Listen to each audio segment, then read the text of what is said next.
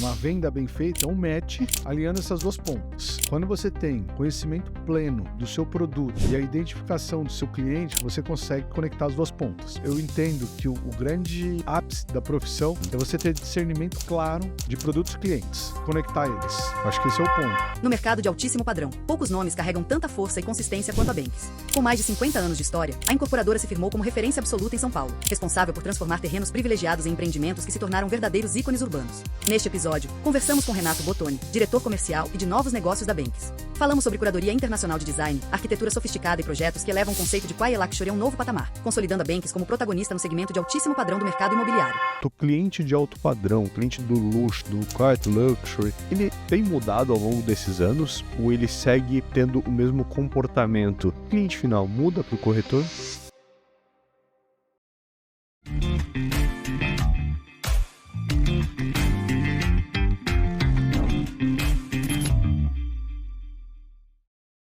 Muito bem, pessoal, está começando mais um Segredos Imobiliários aqui na DWV. De volta à nossa terra, nossa casa, nosso estúdio. É bom estar de volta, hein? Não é, equipe? O controle é melhor? Vamos lá. Temos plateia hoje, não vamos virar a câmera, mas uma plateia de respeito, né? Mas antes de começarmos este programa, eu tenho 4 recados aqui muito importantes, pessoal. Para você que ainda não fez o download do aplicativo DWV, saiba que ele é gratuito. Acesse o nosso aplicativo, se cadastre, é super simples e você vai ter acesso a muitos empreendimentos, muitas unidades, muita informação base para você fechar negócio, tá bom? Segundo recado, pessoal, Clube Premium DWV. Você que não tem ainda o produto especial feito para corretores e imobiliárias, está perdendo tempo de ter performance. Lá você vai poder postar os seus imóveis exclusivos, papo do podcast passado. Você vai poder também integrar diretamente com o seu site, ou seja, você conecta o banco de dados da DWV e manda para o seu site, sempre tudo atualizado, você não precisa esquentar a cabeça, uma mão na roda, sem precedentes. E ainda mais você vai ter acesso ao BI, nosso banco de informações sobre o mercado, você vai saber metro quadrado, tempo de venda, enfim, uma série de informações que eu nem vou entrar em detalhes. Pessoal, Clube Premium DWV, ele é exclusivo para corretores e imobiliários que querem resultado. Você ainda não é inscrito no canal? Eu preciso falar sobre isso, gente. Olha só, aqui ó, o dado, 58,4% dos espectadores do podcast Segredos Imobiliários ainda não está inscrito no canal, olha só. E você está perdendo a oportunidade de saber mais sobre o ecossistema. Bom, nós temos um projeto aqui, e esse projeto ele diz respeito a fazer o corretor ter resultado. Para isso, todo o podcast é uma aula. É uma forma de a gente desvendar os segredos desse mercado e trazer aqui, ó, de forma gratuita para vocês. Então, escreve aí, dá uma moral para a gente e a gente entrega para você conteúdo de respeito, tá bom? Valorizando a sua profissão, tá bom, meu amigo corretor, amiga corretora? E o quarto recado, pessoal, é uma continuidade. Marque o sininho. Clique no sininho, ative ele para receber as notificações do YouTube, tá bom? Assim você não vai perder oportunidade nenhuma dos novos programas que toda semana a gente tem um compromisso aqui de trazer para vocês conteúdo relevante. Recados dados, pessoal, vamos voltar ao programa. Bom, gente, eu sou o Dago e apresento esse conteúdo sensacional, sempre muito impactante para mudar a sua percepção sobre o mercado imobiliário e com certeza influenciar a tomada de decisão do seu cliente. Para isso, hoje eu vou entrevistar um especialista. Adoramos especialistas aqui. Adoramos papos que são mais completos, profundos e de ampla percepção. Pessoal, ele é diretor comercial de novos negócios da Banks, uma das maiores incorporadoras de São Paulo, que é um prazerzaço tê-lo aqui para a gente explorar um pouco mais a mente e o trabalho dele. Ele é especialista no mercado de altíssimo padrão e professor e palestrante sobre Quiet Luxury e também de composições diárias. Seja muito bem-vindo, Renato Bottoni. Boa tarde, obrigado. Eu que agradeço o convite. Me sinto aí privilegiado de poder estar passando a tarde aqui com vocês e compartilhando um pouco do que a gente vem contribuindo nessa trajetória aí de mercado imobiliário. Que legal, cara. Tenho certeza que você vai conseguir contribuir muito. Eu tenho várias perguntas aqui para a gente entender mais um pouco sobre algo que é além do luxo, uma percepção que pessoas de alto nível têm sobre o que é consumir esses produtos. Mas antes, Renato, vou pedir a gentileza para você se apresentar, contar um pouco da sua trajetória, onde tudo começou e como você chegou até aqui. Bom, na verdade eu formado em engenharia civil, Minha formação é engenheiro civil, depois fiz MBA no INSPER, como executivo, com uma especialidade ali em recursos humanos. Trajetória profissional, fiz de 11 a 17 na Gafisa. Eu acho que é um dos maiores celeiros de excelentes profissionais aí do mercado imobiliário. Muita gente boa hoje pelo Brasil afora teve a oportunidade de trabalhar lá na Gafisa. Eu fui um deles. Em 17 já migro de Gafisa para Banks e estou lá até hoje. Então estou na Banks desde 17 até hoje, 2025. Essa trajetória veio basicamente em duas áreas de atuação. A primeira, a qual eu comecei desde a época de estágio, foi na composição de áreas, né? Novos negócios, onde a gente fazia ali a formatação de terrenos. Isso, praticamente toda a minha trajetória de Gafisa foi só de composição de áreas. Depois na Banks veio com composição de área, e aí fui migrando para outras áreas da empresa. Passei por marketing, comercial, imobiliária, também a parte de novos negócios demanda uma parte de sociedades, estruturações de funding. Enfim, acho que a trajetória profissional vai mais ou menos por essa linha. E trajetória mais pessoal também, casado, um filho 2 anos e meio e outro tá para nascer em algumas semanas. Aí. Olha, tá em cima do laço. Que legal, parabéns então por ser a segunda vez papai, cara. Obrigado. É bacana. Você cuida de algumas áreas, né? Sim. São vários setores que você tem hoje a responsabilidade de estar à frente. Na verdade, poucas incorporadoras têm essa coligação, né, de no mesmo diretor ser área de novos negócios e comercial. Geralmente eles estão em áreas mais adjuntas ou separados. É uma responsabilidade muito boa e um grande desafio ao mesmo tempo, né? A parte... Eu não posso reclamar que o terreno foi mal comprado ou que o preço de venda está caro ou está barato. Então, no final das contas, eu tenho que tomar conta da cadeia inteira, né? Então, a responsabilidade da compra e a entrega da venda fica sobre o mesmo chapéu, que eu acho que isso dá um senso de pertencimento, de responsabilidade muito grande. Então, eu quero comprar boas áreas e que eu tenha certeza que elas vão ter liquidez e trazer resultados responsáveis para a companhia. Tem dado certo. Que bom. Continue assim. Não só para a companhia, mas também para o cliente, né? Porque o cliente precisa enxergar esse resultado a curto, médio e longo prazo, né? Eu acabo participando, principalmente, acho que deve chegar mais para frente disso, né, dos atendimentos, principalmente do alto padrão. Acabo fazendo ali a parte das mesas com os clientes de altíssimo padrão, de algumas unidades. E essa parte da história de como foi feita a aquisição, o porquê, o como, agrega valor, né? Eu acho que tem uma parte relevante ali de curiosidade, o porquê que comprou aquela rua, ou porquê não comprou a outra, né? Porque a gente tem um volume anual, algo próximo entre 1 bi e 1,5 bi de compra e de venda na empresa. Significativo, hein? Isso a gente já tem esse volume há alguns anos, é uma trajetória, o comprometimento junto com o Conselho de Administração, que a gente tem conseguido entregar com rigor, tem dado certo. E para fazer esse volume, a gente precisa recusar muita coisa, né? Optar por não fazer muita coisa. Às vezes os nossos não dizem mais que os nossos sims. Então, não fazer um lado ou fazer o outro, ou porque não comprou uma área, comprou outro, eu acho que isso ajuda a construir, sim, as principais localizações, enfim, os principais desejos dos nossos empreendimentos. Muito bom, muito bom.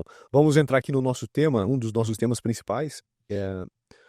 Pessoal, vocês sabem que o final do nosso programa é o segredo, né? Que a gente sempre reserva um espaço muito importante para que desvendamos esse segredo do profissional que senta nessa mesa. Então eu já digo de antemão para vocês acompanharem lá no finalzinho, talvez no meio, não vou falar exatamente em qual ponto, mas vocês vão ter que acertar ou vão ter que assistir até o momento. A gente vai entregar esse segredo, tá? Eu já tô aqui alinhado com o Renato.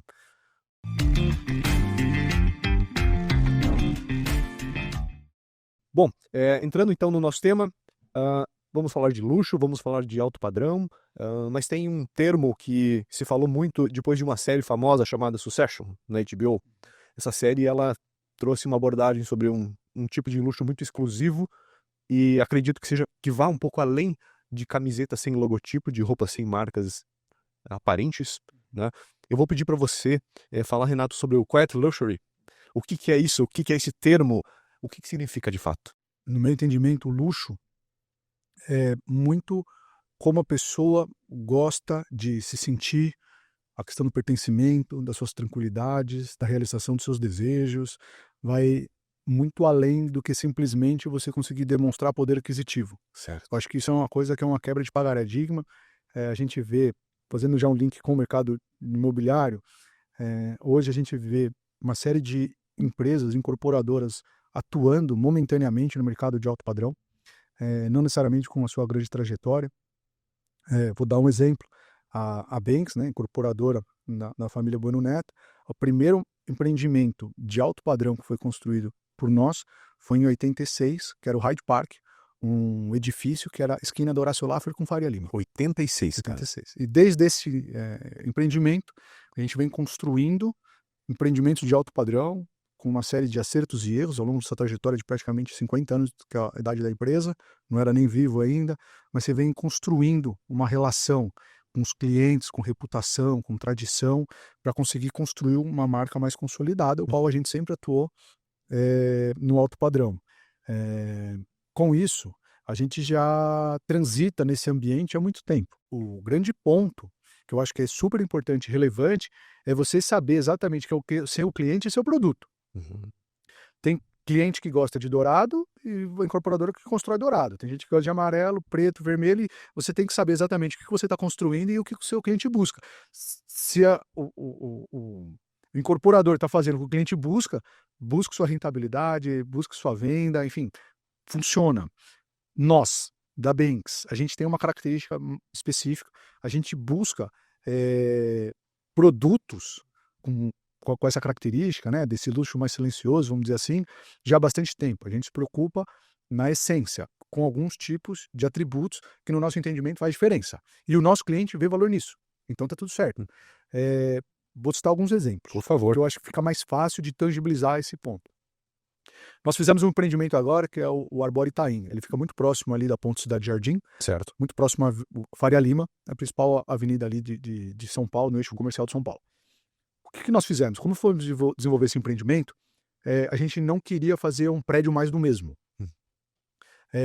A gente teve uma dificuldade, né, muito grande para conseguir selecionar um designer de fora para conseguir, de fato, entregar um empreendimento de altíssimo nível.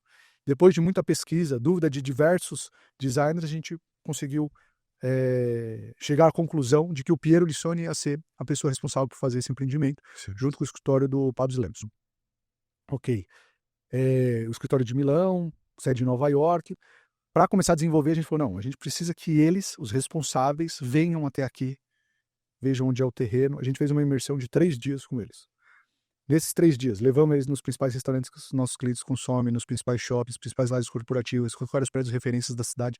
Após essa imersão de 3 dias, eles saíram com uma visão completamente diferente do que seria fazer esse empreendimento. Me permite perguntar o que mudou na visão deles nesse período, nessa imersão? A gente também trouxe o escritório, que era a Gensler, onde o designer-chefe era o Michael Volpe. Trouxemos o Yabu Pschberg, que nunca trabalharam na América Latina. Também, a mesma sistemática. Fizemos a imersão no mercado imobiliário, na nossa cidade, todos os hábitos e costumes e costuras dos nossos clientes. A gente, ao andar com ele no terreno, ao demonstrar o projeto, o que o nosso cliente buscava, quais eram as referências. O nosso terreno é vizinho ao Museu da Casa Brasileira, onde tem uma mata preservada, e o projeto hoje, ele desce como se fosse um cânion verde que abraça o museu. E pelo Google ele não tinha essa percepção de que a fachada poderia ter essa conexão mais densa com o Museu da Casa Brasileira, que é ao lado. Com o ambiente todo, né? Exato. Então, assim, esse tipo de coisa que nós acreditamos, é um hábito que temos, a gente já trouxe diversos profissionais de fora para desenvolver produtos com a gente, que muitas vezes você tem uma criação de marca junto com o escritório, junto com o empreendimento para o cliente. Então, toda vez que eu estou apresentando o empreendimento de alto padrão que tem esses escritórios, muitas vezes os nossos clientes nem conhecem eles. Então, parte do atendimento é mostrar quem eles são, o que eles fizeram, como desenvolveram, mostrar um pouco do portfólio do trabalho deles, e você vai construindo essa marca junto do empreendimento, junto com o cliente. No nosso entendimento, é um pouco diferente do que buscar uma assinatura. Muito se fala de alto padrão, o prédio tem que ter uma assinatura. Na verdade, no meu entendimento, você precisa ter excelentes profissionais comprometidos com o resultado e com a entrega. Muito diferente de você entregar um projeto e pedir uma assinatura no final, né? Eu acho que o desenvolvimento e a capacidade de trabalhar no detalhe, trabalhar com excelência, esse desenvolvimento vai criando e construindo algo maior. E aí, voltando e respondendo a sua pergunta direta, esse público busca mais a entrega final do que necessariamente um carimbo. Quando você consegue construir um empreendimento com uma entrega verdadeira, ele consegue ter a percepção de valor. Diferente de a gente simplesmente chancelar algo não tão bom. Eu acho que essa é uma das principais características de divergências de quem busca talvez esse luxo um pouco mais silencioso. Citar alguns exemplos. Questão de mobiliário, questão de memorial descritivo, o tamanho exato da vaga, o tamanho do pé direito, quantidade de elevadores, velocidade do elevador, o tamanho da caixilharia, o tamanho da caixilharia, pontos, tudo isso, estou descrevendo só um pouco de memorial descritivo. Perfeito. Questão de localização, que é um grande jargão do mercado imobiliário, né? Tem que ter localização. Sim, a localização de fato é importante, mas a localização não só de macro-regiões, bairros. A questão, ela é micro. No altíssimo padrão, o detalhe de um lado da rua é bom, do outro lado não é. O fluxo, a entrada, o sentido da rua, tudo isso faz diferença. E é isso, é o detalhe que vai fazer a diferença. Vou citar um exemplo. A gente fez uma aquisição recente, que a gente já está na prefeitura para mudar o sentido da rua. É uma rua super pequena, estreita, mas ela vai proporcionar muito mais conforto, não só para nós, mas para o entorno também. Eu acho que essa questão do entorno também faz sentido. Revitalização, a gente está vendo questão de enterrar fio, a gente tem a empresa como um todo tem uma questão de adotar praças no entorno dos empreendimentos, contribuir com calçadas mais generosas, iluminação pública, tudo obviamente que a gente empreendimentos dentro de bairros e cidade que é muito potente e poderosa, né? Óbvio. Mas, assim, a gente tenta contribuir da melhor maneira possível para que, de fato, esses empreendimentos contribuem com um todo. Perfeito. Eu consegui entender que é uma complexidade muito mais profunda de integração com o projeto e o local que ele vai ser construído, né? Além de uma assinatura, ele é um pensamento bem amplo sobre o impacto que vai gerar naquele lugar. E, óbvio, para o cliente final se conectar com esse projeto, né? Muito bom.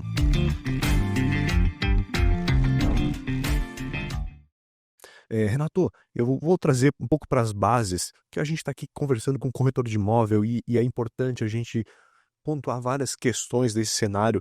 Eu queria que você, se puder me contribuir com a sua opinião sobre luxo versus ostentação, sabe? Eu gostaria de que você pudesse explanar um pouco as diferenças, né? As pessoas confundem muitas vezes o luxo com ostentação, com o ter, mas de fato, o que é luxo, o que é ostentação, quais são as diferenças, né, para esse público que quer começar a olhar para esse movimento um pouco mais exclusivo? A questão do ter e ser é muito diferente. E isso fica muito claro. E, de novo, né, tem aspectos culturais que também tem diferença, certo? Mas vamos lá.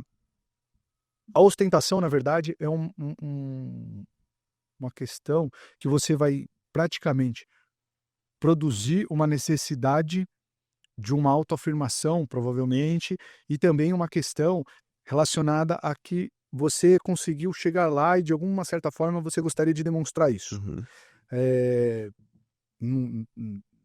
Não estou contra ninguém, acho que... Mas sinta-se livre. Tá, eu acho que é colocado de uma maneira muito tranquila e transparente, mas, assim, muitas pessoas que vêm de uma base mais humilde e conseguem chegar lá, é um esforço tão grande que às vezes você sente a necessidade de conseguir levantar esse grito de vitória, tá?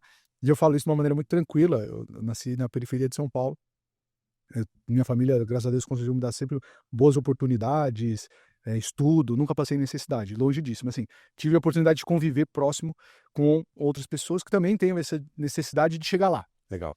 E é muito diferente de uma realidade de quem já nasceu num berço que hoje já tem isso de uma maneira muito natural dentro de casa e desde que conviveu a vida inteira. Sim. Então tem pessoas que vai conquistando um espaço e de uma certa forma gostaria de mostrar a evolução que teve, e tem outras pessoas que já teve a vida inteira e por um quesito de segurança ou uma questão de cultura, às vezes prefere se esconder.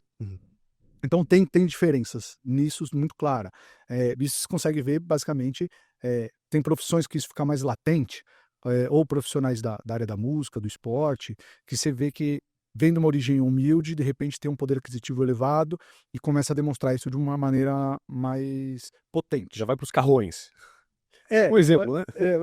Mas Eu acho que as marcas também contribuem por isso. Eles conseguem fazer aqueles patterns, logomarcas grandes, etc., que conseguem demonstrar que são selos, dão chancelas que você atingiu um alto poder aquisitivo. Perfeito. Então, quando você vem de uma origem muito humilde, de repente você conseguiu chegar lá, às vezes você precisa dessas chancelas para talvez até uma questão de autoafirmação e coisas do tipo.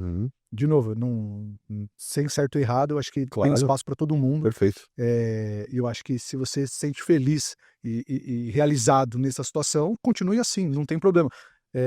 Por outro lado, quando você vem já, às vezes, de famílias mais tradicionais ou com uma situação econômica muito ativa por gerações, às vezes essa necessidade ela não fica tão aflorada. Então, na verdade, você tem outras necessidades. O que a gente vê hoje, de uma maneira mais intensa, é que, de fato, o luxo está muito atrelado ao estilo de vida que você gostaria de ter, né? Então, não necessariamente o luxo está diretamente ligado a um poder aquisitivo. Eu acho que tem essa diferença que muita gente faz essa confusão. Sim. Tem gente que o luxo é ter tempo. Às vezes o luxo é você compartilhar momentos com sua família. Às vezes o luxo é você conseguir tirar uma tarde para praticar um esporte, ter o tempo. O luxo também é a questão do pertencimento. Você ser convidado ou você poder estar dentro de um clube seleto, seja ele intelectual, enfim, seja ele qual for, mas você está presente dentro desses memberships, né, que o pessoal fala, eu acho que faz sentido também. Ou seja, o conceito de luxo acho que vai muito mais além do que simplesmente você ter alto poder aquisitivo. Tem pessoas que às vezes abrem mão de poder aquisitivo, abrem mão de trabalhos para ter outros tipos de luxo. Eu acho que por isso que não sei se eu consegui responder sua pergunta de uma maneira direta. Para mim tá claro. Vou tentar exercitar aqui para talvez o corretor não tenha alcançado, mas você fala muito sobre, eu gostei muito desse ponto. Você falou que quem já alcançou ou muitas vezes já nasceu num ambiente que já alcançou um nível, que cada um tem um nível, mas digamos um nível de uma qualidade de vida, né, uma abundância financeira e tudo mais, né? São pessoas que têm aí uma necessidade um pouco mais de valorizar o tempo, valorizar estar com a família, valorizar a sua vida pessoal, a sua intimidade. Talvez elas querem um pouco mais de se preservar o seu tempo, e as pessoas que estão em busca e conseguiram alcançar, elas já têm uma necessidade de pertencimento, de querer mostrar que elas atingiram um patamar para a sociedade delas. De forma resumida, foi isso que você quis dizer? Legal. Eu acho que eu peguei bem, eu aprendi bem hoje.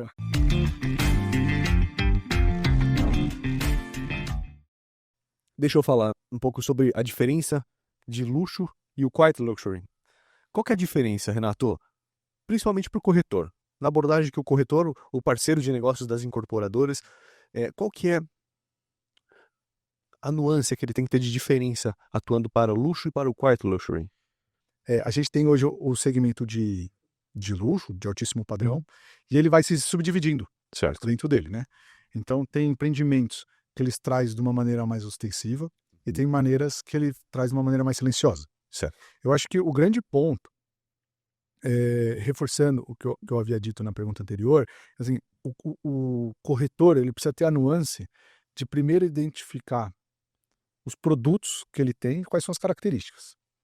Se não tiver claro para o corretor, o intermediador, que está fazendo a venda, quais são as características daquele empreendimento, ou para que ele serve, ou por que ele foi concebido daquele formato, começa mal. Então, acho que tem que ter uma identificação muito clara de quais empreendimentos que ele está trabalhando, e aí, de igual forma, ele também precisa ter esse conhecimento do cliente dele.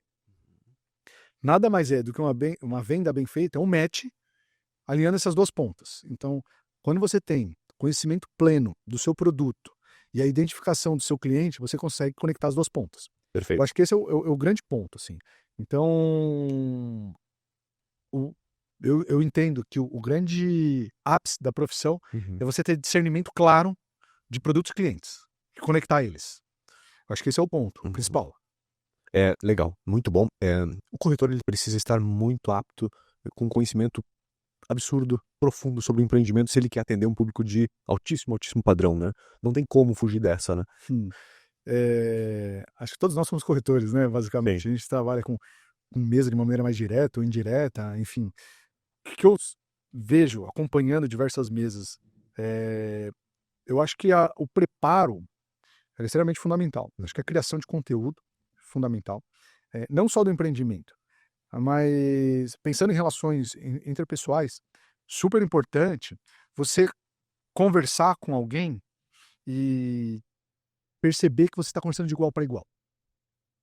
Não só para vender imóveis, para tudo na vida. Você está conversando com alguém, quando você percebe que a conversa está desequilibrada, ela vai esfriando e se desfaz.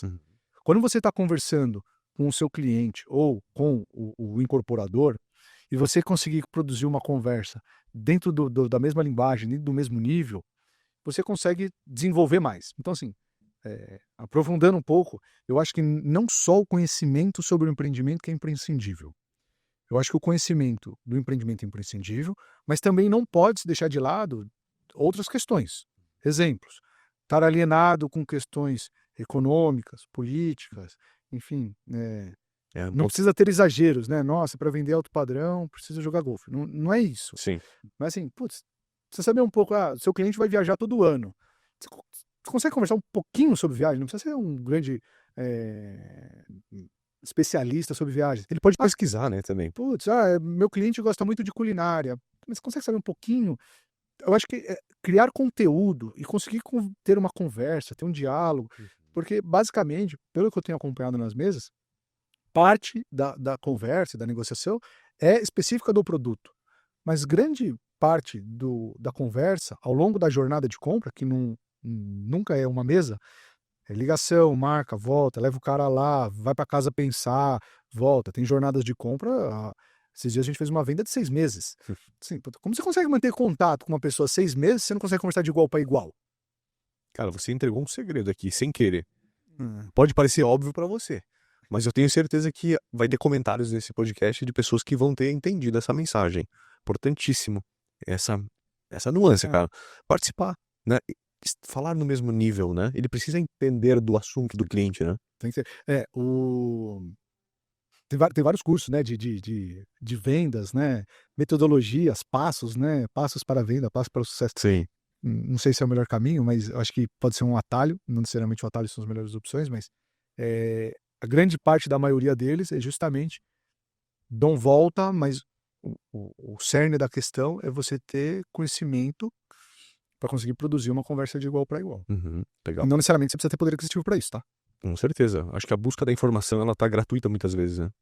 O encontro dessa informação.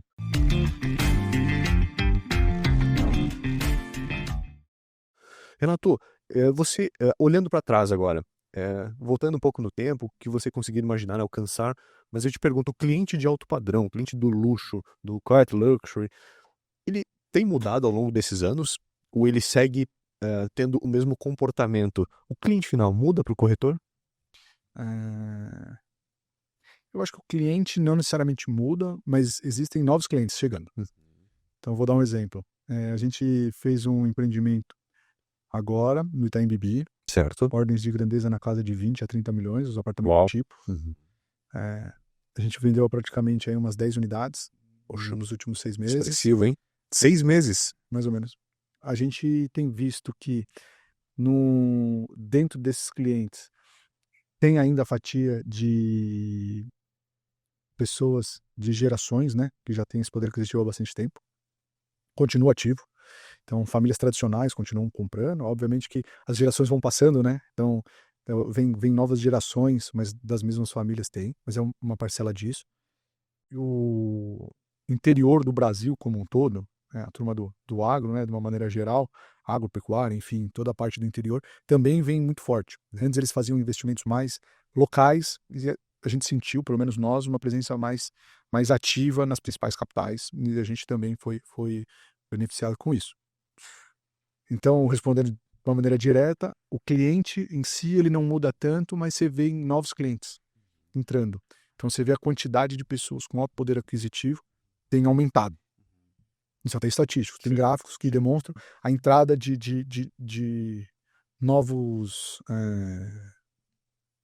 novas riquezas chegando nessa região. Perfeito. E falando um pouquinho mais sobre a Bens, como ela consegue traduzir essa percepção?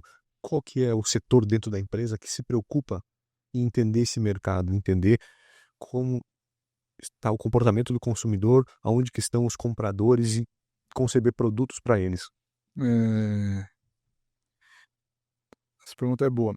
A gente hoje, no segmento de altíssimo padrão, a gente vê que é um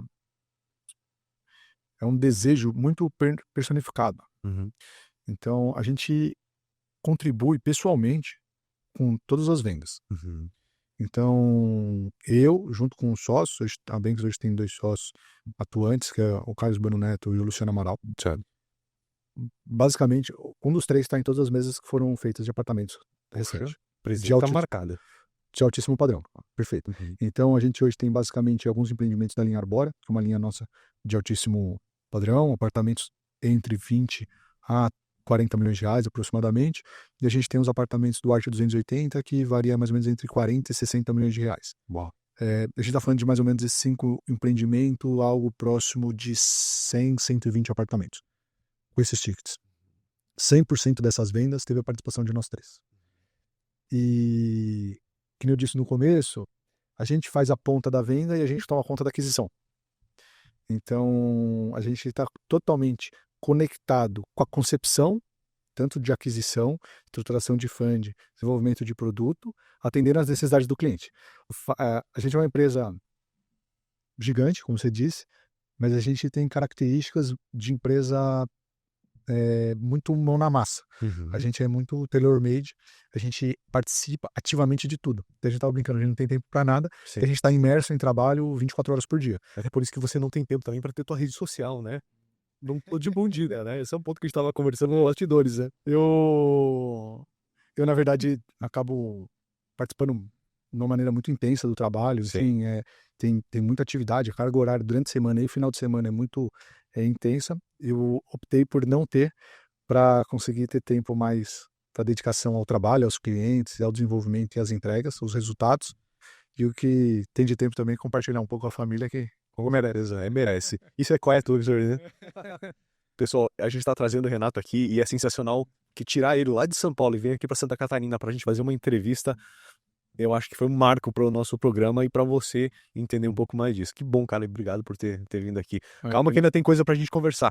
E tem um segredo, pessoal, fiquem ligados porque daqui a pouco pode sair, o Renato pode soltar essa percepção especial que ele quer abrir aqui e compartilhar, que não é nada óbvio muitas vezes, tá? Vamos lá.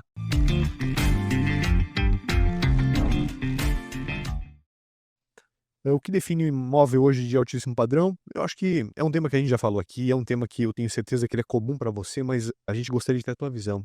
O que define esse imóvel de altíssimo padrão hoje, nos dias de hoje, Renato? Eu acho que tem alguns pilares.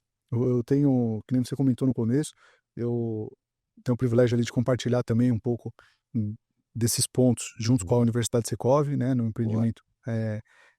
Basicamente em 2 temas ali, eu faço tanto formatação de áreas, quanto também dou aula no luxo do mercado imobiliário. Sim. E para fazer essa aula, eu liguei para praticamente vários sócios, influenciadores e pessoas que entendem do mercado. Então, a Banks é uma empresa que ela é muito aberta à sociedade. A gente tem sociedade praticamente com os principais fundos imobiliários do país. Exemplos, a gente tem sociedade com Kinea, RBR, Telos, Hines, enfim, uma gama gigante, sócios internacionais related. E aí, imobiliárias de altíssimo padrão, a gente trabalha praticamente com todas elas, e a visão interna. E eu fiz uma pesquisa muito grande com todos esses heads dessas empresas que atuam ativamente no mercado de altíssimo padrão, perguntando que, na visão deles, Olha que legal. eles entendiam o que era importante, o que definia o empreendimento para ser de alto padrão. A pesquisa que eu compartilho, inclusive, com o time lá, com os alunos, palavras que se repetem, que eu acho que esse é o ponto importante, não é uma visão agora do Renato, mas dos heads dessas empresas que atuam no mercado de alto padrão, basicamente, diversas formas de localização. A palavra que se repete muito, meio óbvio, mas alto padrão é uma coisa que se repete. Também temos a questão de vista, ter uma vista privilegiada. Aqui vocês estão na praia, mais óbvio, né? Vista mar tem outro preço, mas em São Paulo também tem ângulos e vistas da cidade muito interessantes que tornam os empreendimentos únicos. Então, a questão de localização, a questão de vista. Teve um dos nossos entrevistados que disse que para um empreendimento ser de alto padrão, importa os vizinhos.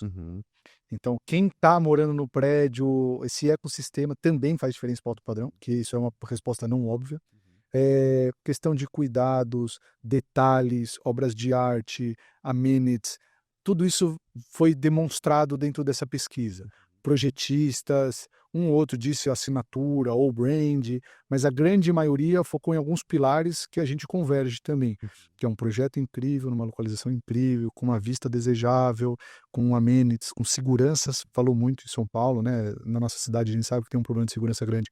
Então, como é visto a segurança, hospitalidade, essas palavras foram sendo repetidas para definir o que seria alto padrão. Então, não estou dando uma visão do Renato, estou dando uma visão de uma pesquisa que foi realizada, que tem essas palavras-chave aí entregues. Bom, ótimo, que legal essa pesquisa, você poder trazer e compartilhar com a gente, cara. Você falou a primeira foi localização, né? Talvez essa puxa todas as outras. Sim, acho que isso é um fato. Acho que a localização em si, eu acho que primeiro, né? Aí eu posso falar com mais propriedade de São Paulo, que é onde a gente atua. Claro.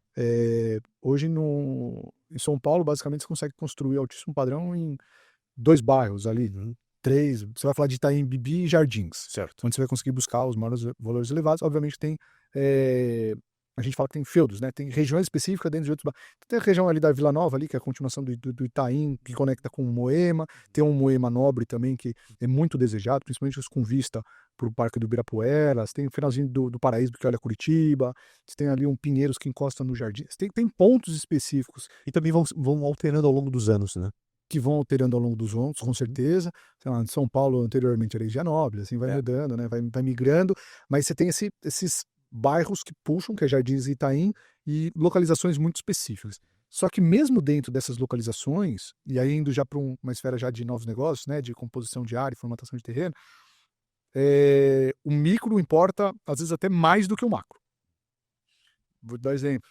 A gente abriu mão de comprar um terreno no Itaim Bibi, não vou falar exatamente a rua, mas era de um lado da rua e ali tinha um corredor de ônibus, coisas que a gente não se sentia tranquilo de fazer um empreendimento, entradas, acessos, carros, barulho. A gente optou por não comprar, e do outro lado da rua, um pouco mais afastado de ponto de ônibus, etc e tal, já tinha uma vizinhança melhor também, e a gente se sentiu mais confortável para fazer esse empreendimento, que fez total diferença. Então tinha uma rua para um acesso pela rua de trás, que também fazia um retorno rápido. A gente sabe que o trânsito também impacta demais, mesmo dentro desses bairros, você pode ficar às vezes parado 20, 30 minutos, e os acessos mudam.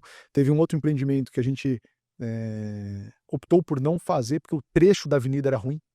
Então a avenida vinha super positiva, depois que tem um dos acessos para uma avenida secundária, ele desafoga bastante o trânsito, e ali não tem tanto problema de locomoção.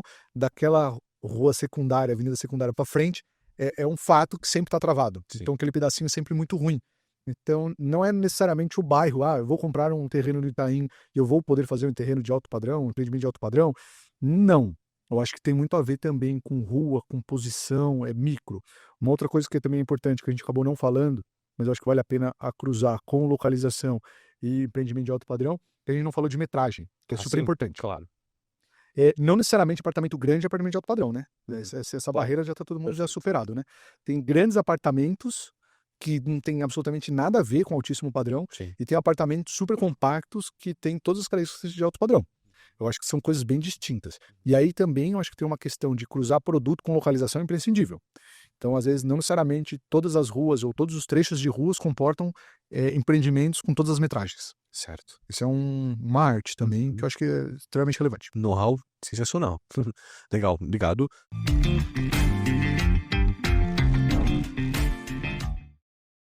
Bom, eu quero entrar num tema sobre parcerias, né? E a importância delas na visão da Bens. Eu entendo que a Bens constrói bons relacionamentos com o mercado imobiliário, com as parcerias, é um foco da incorporadora manter esse canal ativo, né? De relacionamento e de negócios. Como é que funciona e qual é o posicionamento que a Bens tem hoje sobre essa área, esse canal direto? Para mim tá tudo conectado, né? Do mesmo jeito que eu disse que um corretor que tende a ser bem-sucedido, ele tem que ter a capacidade da leitura de um empreendimento e conectar com a necessidade do cliente. Se eu não tenho boas parcerias, eu quebro uma parte dessa cadeia, que não seria de uma maneira inteligente. Então, a Banks, na verdade, ela vê parcerias de uma maneira muito positiva. Na verdade, um dos principais braços da empresa hoje são parcerias. E aí eu não me limito a fazer parcerias com os times de vendas. Parcerias a gente entende desde sociedade, desde estruturação de fundo. Então a Banks hoje é uma empresa que praticamente não tem empreendimento 100% sozinhos. Uhum. A grande maioria, estou falando algo próximo de 90, 95% dos empreendimentos da Banks, eles têm sociedade, tem um parceiro junto com a gente. Essa parceria, ela além de trazer resultados positivos, a gente consegue ter uma permeabilidade maior no mercado, ter um alcance maior, ela também traz conhecimento, traz entrada de novos fornecedores, tem uma validação interna constante sobre todos os nossos processos e rotinas. Os sócios acabam trazendo melhorias, acabam agregando ideias, e isso deixa a empresa mais viva. Junto com isso, também as parcerias na hora de comercialização.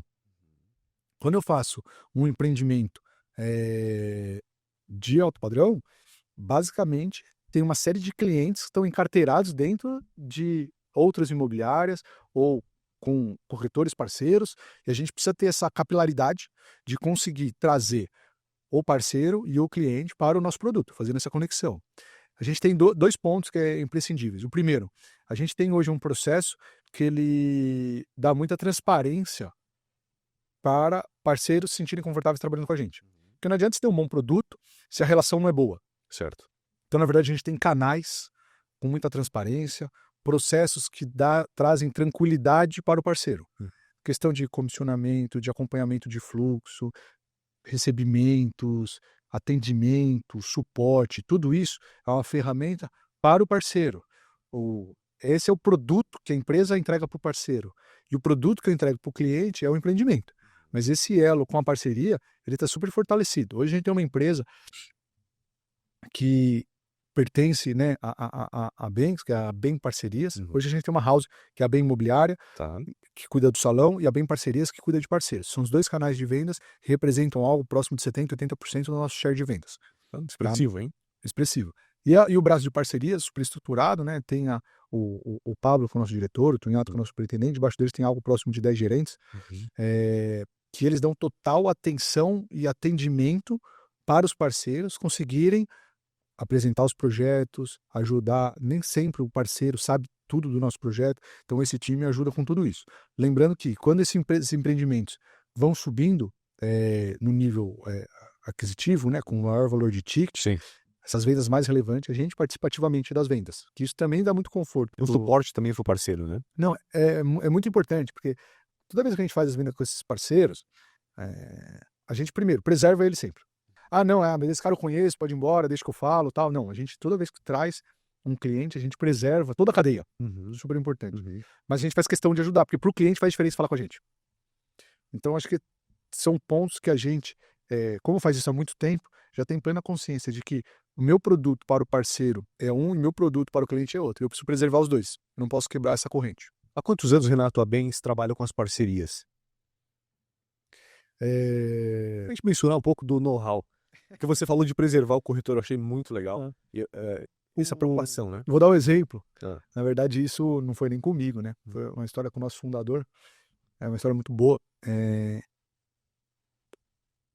A Lopes, em São Paulo, extremamente relevante. Sim. Muitos anos atrás, né? Todo mundo que queria vender, ou todos os incorporadores, obrigatoriamente precisava ter um bom relacionamento com a Lopes. Perfeito. O nosso fundador, que é o Adalberto Bueno Neto, ativo até hoje, Olha, 75 anos, mais energia que todos nós juntos. que legal. Tinha muita proximidade com um dos gerentes da Lopes, Sim. que acabava, tinha mais entendimento sobre os produtos da casa, e faziam muitas vendas, e começou a se aproximar, no final das contas, por um convite do Adalberto, ele optou por fazer vendas só para nós, e depois, no final das contas, ele abriu uma grande imobiliária, que era o Elbio Fernandes Mera. Então, depois trabalhou com o Impar, enfim, virou uma gigante também no mercado de imobiliárias, mas esse foi um primeiro, pessoal, todo mundo brinca que todo mundo foi responsável por criar as houses, né? Mas esse acho que talvez seria o primeiro exemplo de house aí, né? Que não era, nem tinha esse nome house no passado, mas esse primeiro movimento de um gerente exclusivo da Lopes, abrir, fazer uma venda exclusiva e determinada, e tem inclusive, até hoje, quem ainda não conhece o Parque Global está mais convidado para ir. Acho que é o maior, é o maior empreendimento de desenvolvimento da América Latina, que é nosso, fica ali numa região muito pujante da cidade. E lá até hoje, o Elbio Fernandes Mera faleceu.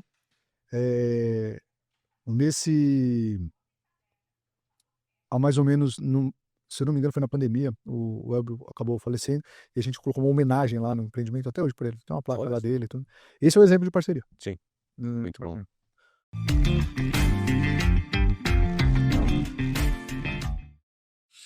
Vamos entrar naquele assunto lá que a gente estava conversando aqui nos bastidores. Você dá aula no Secov também sobre composição de áreas, tá? Eu queria entender um pouco mais sobre esse processo, como é que é o teu entendimento, qual é a tua metodologia.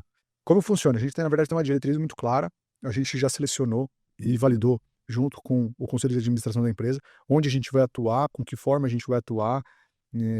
Vou dar alguns exemplos. A gente só compra terrenos em 8 bairros da cidade, com um tamanho de aproximadamente de 2 a 4 mil metros quadrados. A gente atua em zoneamentos pré-determinados. Então tem uma série de características e estudos que já foram desenvolvidos para a gente conseguir ser mais assertivo. Ok. Então, volume, a gente não faz empreendimentos abaixo de 100 milhões de VGV e tal. Tem uma série de características e parâmetros que ajudam a gente a tomar decisão com mais tranquilidade, porque a gente já tem parâmetros mais rígidos para isso.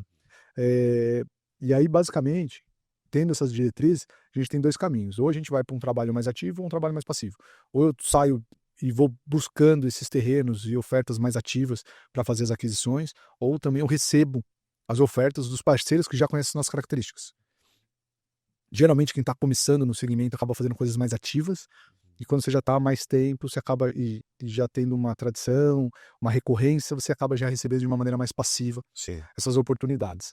E aí também tem muito a ver com parcerias, né? Claro. Se você preserva seu parceiro, se você é correto com ele, etc e tal. Escolhe essa incorporadora para trazer, né, a oportunidade. Exato. Então, no final das contas, a empresa compra o terreno, mas a gente tem a fidelidade com o parceiro de novo. Sim. E tratando bem esse parceiro, chegam bons produtos. E acho que uma grande característica de novos negócios é você beber água limpa. Acho que o grande trunfo de um grande comprador de novos negócios é você receber a oferta primeiro. Porque imagina que você pegou uma área, se você beber água limpa, flui melhor. Às vezes, o terreno já passou em 1, 2, 3, 4, outro recusou, aí o outro fez uma proposta que não cumpriu, inflacionou, voltou. Esse terreno vai ficando desgastado, geralmente a aquisição não é tão boa. Então, assim, o grande trunfo é você conseguir ter bons parceiros para você receber primeiro. Sim. Putz, ao não fazer sentido para você, vai vender para outro, enfim, seja lá qual for. E o grande desafio, vamos chamar assim, do novos negócios, é você conseguir ajustar o time de compra com as aprovações internas, com a estrutura de funding. Então, esse reloginho, eu acho que é a grande dificuldade, assim. Imagina que tem composições complexas. Vou dar um exemplo que fica mais fácil. Renato, desenha um pouco o A cenário. gente vai lançar agora um empreendimento no Jardins, chamado Autor Jardins. A gente conseguiu formatar 2.500 metros Esse que vai quadrados. apresentar daqui a pouco? Esse é outro. É Esse outro? aqui é o Arte 280, é lindo Tá. ele. Eu não tô olhando aqui pra TV, mas Sensacional. esse daqui que é o que junta com o Museu da Casa Brasileira, tudo. Esse é maravilhoso. Esse é uma aquisição que foi... Eu posso falar dessa aquisição também, na verdade. Essa aquisição foi uma composição. Esse terreno hoje tem 3 mil metros quadrados. O terreno, que era o core desse terreno, era um terreno de 1.500 metros quadrados, que era um terreno do Itaú, onde foi feito um bid com mais de 60 empresas. Caramba. Ao lado era a antiga agência de publicidade da DPZ, muito antiga. Sim, conheço, Já claro. tinha sido adquirida por um grupo, para fazer um grupo hoteleiro. Neste momento, na pandemia, eles recuaram, a gente conseguiu unificar para vencer o bid. A gente amarrou com o prédio do lado e a gente conseguiu ser mais competitivo no bid. Do lado tinha ali um outro imóvel que era alocado para várias agências bancárias no passado, e no final tinha um posto de gasolina que, na verdade, era super complexo, uma aquisição familiar, nem um pouco fácil, que tinha um litígio com o operador do posto de gasolina, Complexo, uma hein? loucura, sempre. E a gente foi conseguindo Sempre construir e deu 3 mil. Esse do Autor Jardins, que era um outro caso que que eu estava comentando, a gente fez uma aquisição que é na Rua Guarará, que é uma excelente rua no Jardins, Pamplona e Haiti. A gente fez um bico de quadra com 3 frentes, 2.500 metros quadrados. No Jardins, isso é praticamente impossível. A gente comprou 8 comércios para a Rua Guarará, 2 prédios residenciais, uma agência do Santander e um imóvel de uma incorporadora. E 37 inquilinos. Como é que costura tudo isso, cara? Dentro de um cronograma de timing com sociedade, captação de funding, due diligence, jurídico, técnico, é uma loucura. Esse é o grande desafio. Esse é o grande desafio da área de novos negócios. Conseguir equilibrar todos os pratos simultaneamente para conseguir fazer composições dessas. Mas assim, ao conseguir desenvolver todo esse projeto, a gente hoje tem um projeto muito diferenciado. A gente tem uma liberdade de vista, de aeração, iluminação. Conseguimos colocar uma quadra de tênis no miolo dos Jardins. um prédio com 150 metros de altura, assim. Hoje a gente já tem visto uma demanda, uma procura para esse produto, porque de fato, se não é fácil formatar esse terreno, é difícil replicar esse empreendimento. Essa é a lógica que a gente tem conseguido.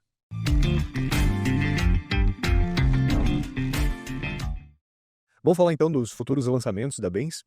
Acho que você está aqui também para falar de novidades para esses parceiros, né? Bacana, Renato, vamos lá.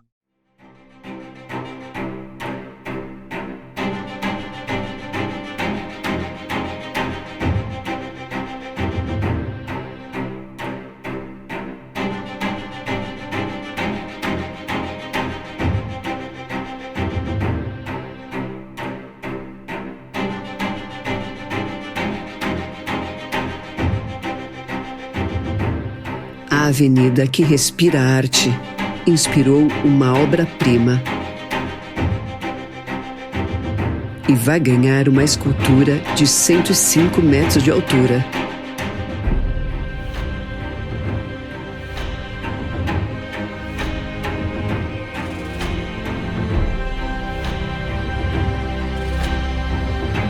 Um projeto artístico que tem a cidade como moldura. –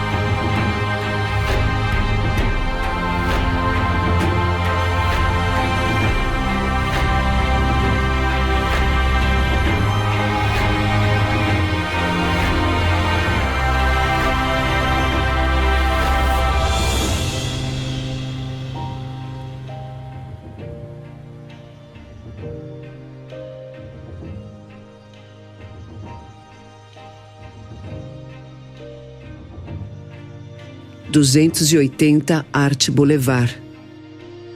Para sempre no acervo de São Paulo.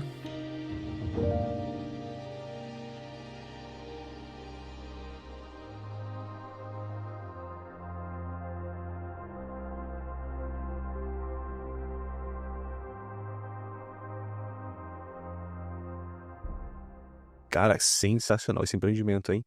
Surpreendente. Que exclusividade. Esse empreendimento, na verdade, a gente ficou muito feliz em desenvolver ele. Tem toda uma estratégia para produzir e chegar nesse resultado que está aqui hoje. A gente trouxe muita gente capacitada para desenvolver esse empreendimento junto com a gente. Então, tudo que a gente estava comentando no começo da nossa conversa, de desenhar no detalhe todos os itens do empreendimento, aqui reflete muito isso. Posso citar exemplos de micro ou de macro. Exemplo de micro. A gente tem um elevador dois elevadores de serviço, sendo um com caixa grande para evitar içamento.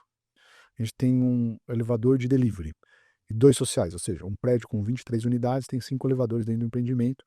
E eu posso me aprofundar sobre vários temas sobre isso. Assim, tem uma doca para mudanças e carga e descargas enclausurada por conta de segurança. Tem infinitos detalhes desse empreendimento que traz isso. Mas também no macro, a gente trouxe uma equipe extremamente capacitada. O time da Gensler, que é um escritório de Los Angeles.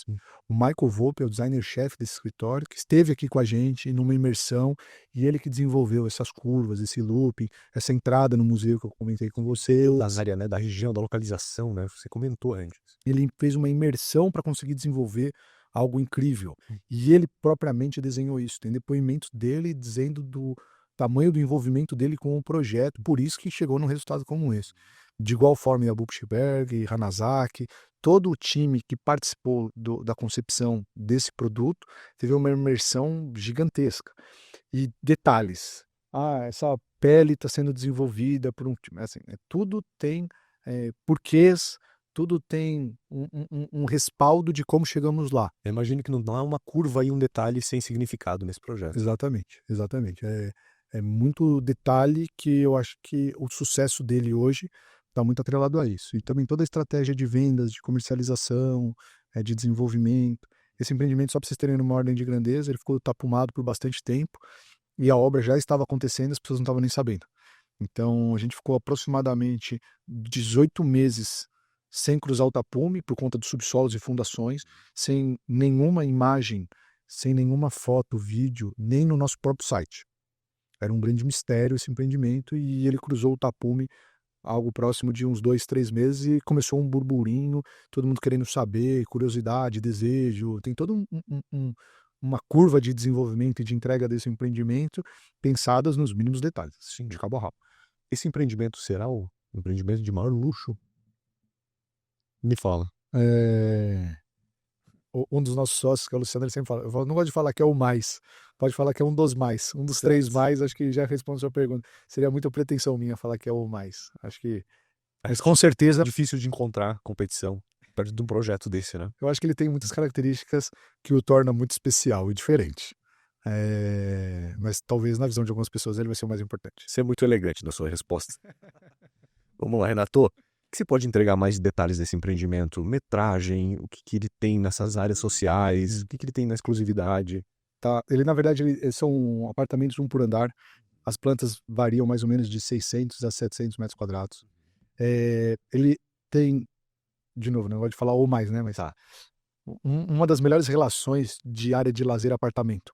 Então ele basicamente tem 3 pavimentos de lazer, com uma área de lazer de amenities muito grande para poucos apartamentos. Se vocês verem o tamanho de academia versus quantidade de apartamentos, tudo é um absurdo. Assim. Todo esse empreendimento ele tem tudo muito generoso, com muita contribuição. Respeitando o espaço, né, pessoal de cada um, né, para utilizar esses ambientes. Né? Salão de festa, salão de jogos, piscina coberta, piscina descoberta, sala de massagem, sala de beleza, enfim, porte cocher, vaga de visitante, quadra coberta, tem basicamente tudo que o pessoal precisa. A gente tem mais imagens? Bem relevante. Aí dá para ver bem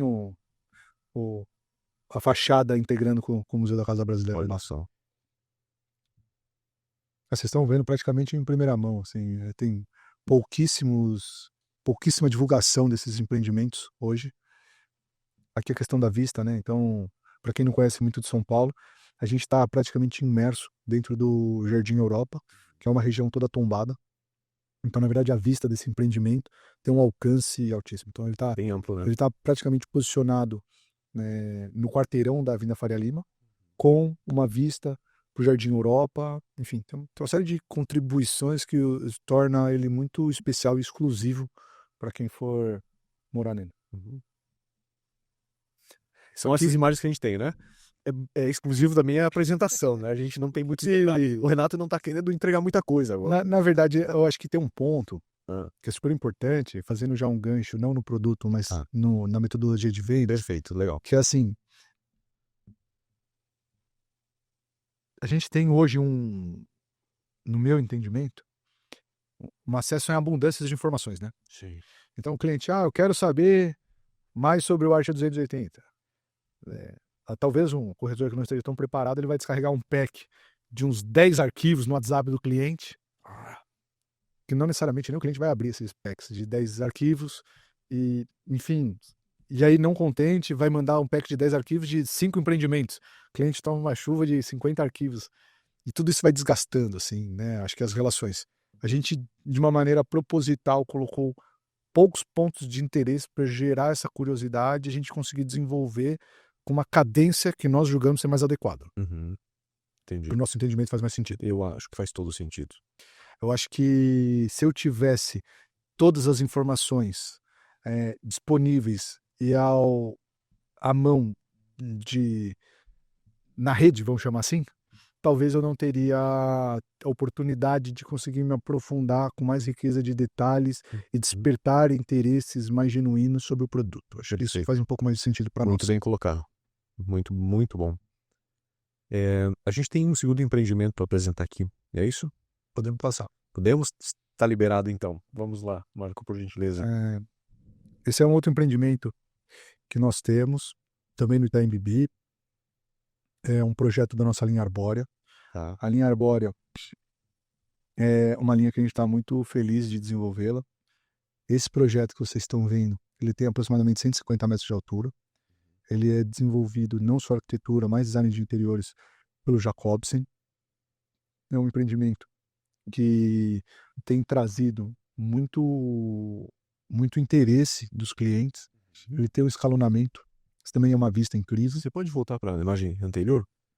Eu queria entender um pouco mais da proposta da arquitetura aqui, se você puder explorar um pouquinho mais, Renato. Aqui a gente, na verdade, tem alguns pontos. Né? A gente também poderia ficar quase 1 hora só falando dele, sabe? Certeza. Tomara que eu Vou tenho passar rápido aí, muito interesse aqui. mas basicamente Aprender com você. é o seguinte, em conversa com a turma do Jacobsen, tem imagens mais à frente que vai dar para ver um pouco melhor, Uhum. mas ele tem pontos de vista diferentes, né? Então, a parte de embaixo do empreendimento, ele se comporta e tem uma relação com a cidade diferente do que a parte de cima. A parte de cima, ele traz 2 escalonamentos. Certo. O primeiro escalonamento, ele tem aproximadamente 12 tipos, de algo próximo de 580 metros quadrados. Uau. Segundo tranche de escalonamento, algo próximo de 480. E o terceiro são um apartamento duplex garden, tem essa área descoberta, um duplex e a cobertura triplex. Esse empreendimento que a gente tem aproximadamente 30 unidades, sendo que a gente já comercializou 10 nos últimos 6 meses. Foi esse que eu comentei agora. É esse que já está no DWV? Esse já vai estar disponível? Não tá? Tá, Sim. muito bem. O pessoal que tem o DWV na mão, não deixa de conferir mais detalhes desse empreendimento lá, pessoal. Mas se quiser passando, aqui de novo, né? Localização incrível. Esse daqui que eu estava comentando, na verdade, as ruas, ele tá ali na Roda Mata, 9 de julho, com o Renato Paz de Barros, que é um terreno de 2.700 metros quadrados, com bico de quadra, com essa vista incrível. Essa foto foi tirada de lá. Via drone. Que vista, hein? Aqui é o terreno. Aqui era um dos pontos que eu estava comentando com vocês, né? De novo, né? Tem prédio para frente, para trás, para um lado, para o outro. Mas nós tivemos a oportunidade de fazer aquisições e terrenos da Renato Paz de Barros para frente, que a gente optou por não fazer por uma questão de trânsito. A gente optou por parar nesse quarteirão por conta de acesso. Então, o que você falou da faixa do Não foi da faixa de ônibus. Aí, na verdade, é muito feliz, dá até para ver na imagem, ela é preto e branco, mas tem uma densidade arbórea na 9 de julho muito grande. Então, na verdade, ele tem uma acústica incrível. A gente fez a aquisição, essa foto foi tirada de lá.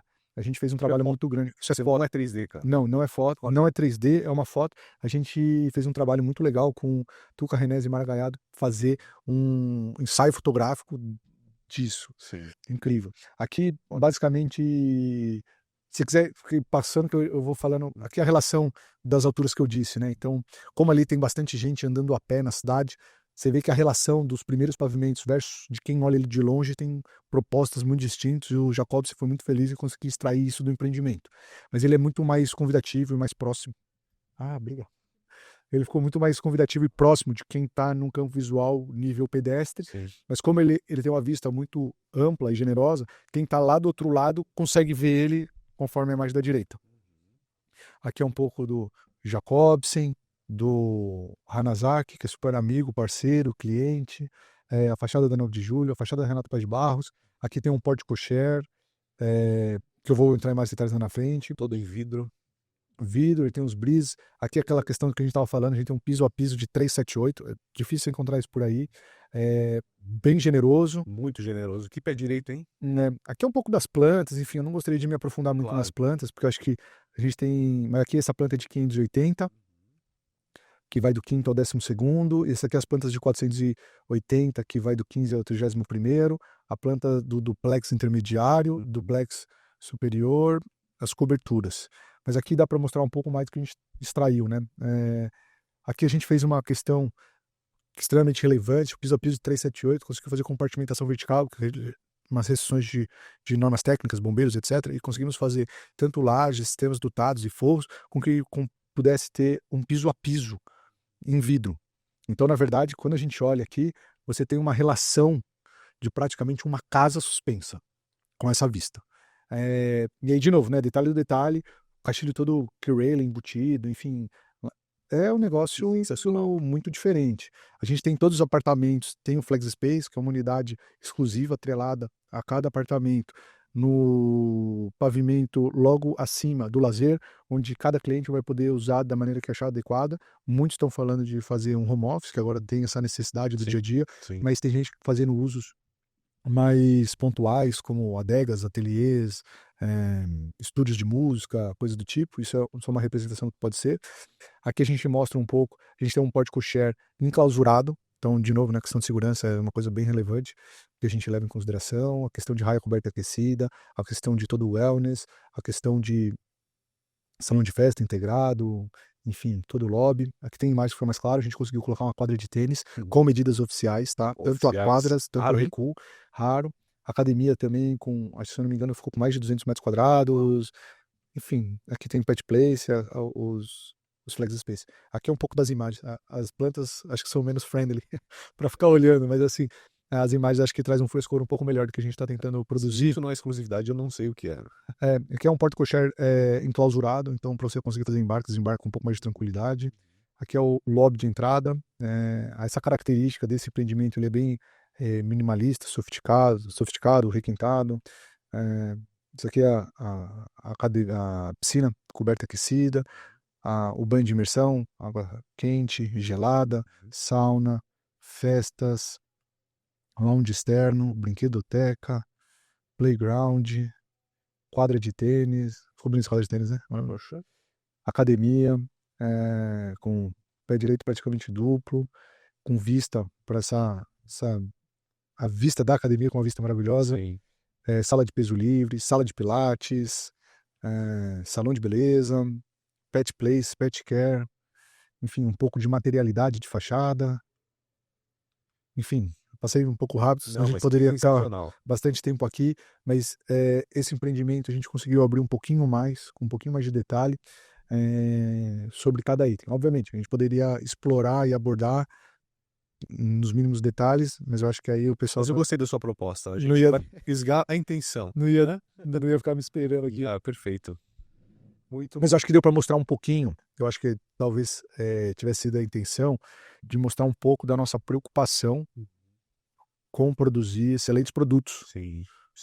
regiões, localizações. Acho que deu para entregar um pouco aí do que a gente está se propondo a fazer. Eu acho que foi bem claro essa preocupação com vocês lá desde o projeto, da ambientação, de valorizar a localização, a intenção do projeto para um cliente final. Eu acho que essa composição toda mostrou o quanto que a Banks ela é uma consultora muito, muito importante, né?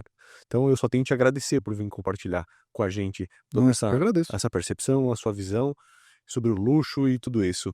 E eu te faço aquela pergunta agora, nossa, a gente precisa encerrar esse programa e ele é sempre encerrado com muito estilo.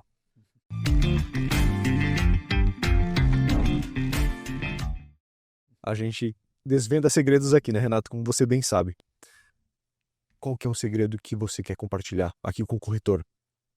Eu já fui contando vários ao longo dessa conversa, hein? Eu sou bem generoso aqui. Vários cortes. Abri bastante o que a gente imagina. Mas acho que tem um grande ponto que eu acho que é relevante para quem trabalha ali basicamente com negociação, né? Que é o fazer transações, seja ela de qual segmentação for.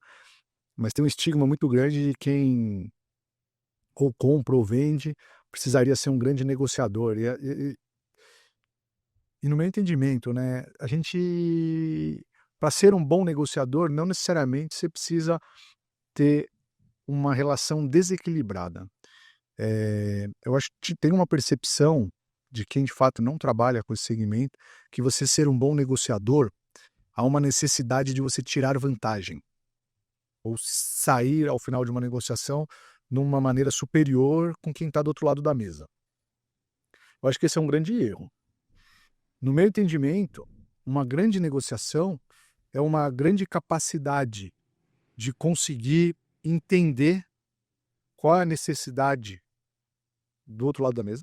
Então, ou quando eu estou comprando um terreno, ou comprando um negócio, ou quando eu estou vendendo um apartamento, acho que a questão de mais ter uma escuta ativa, entender as necessidades, tentar montar uma composição que seja conveniente para outra pessoa, faz mais sentido do que você tentar extrair o máximo para você e menos para ele. Alguns exemplos. Às vezes você está preocupado com valor, o outro lado está preocupado com fluxo. Você tem preocupações diversas. Às vezes ele está te vendendo uma coisa e você está comprando outra. Se você conseguir desenvolver uma linha de raciocínio, desenvolver uma conversa com base em conteúdo, com base, né, numa conversa equilibrada, de igual para igual, e vai buscando caminhos e alternativas, você de fato consegue fazer um bom negócio para você e um bom negócio para outra parte.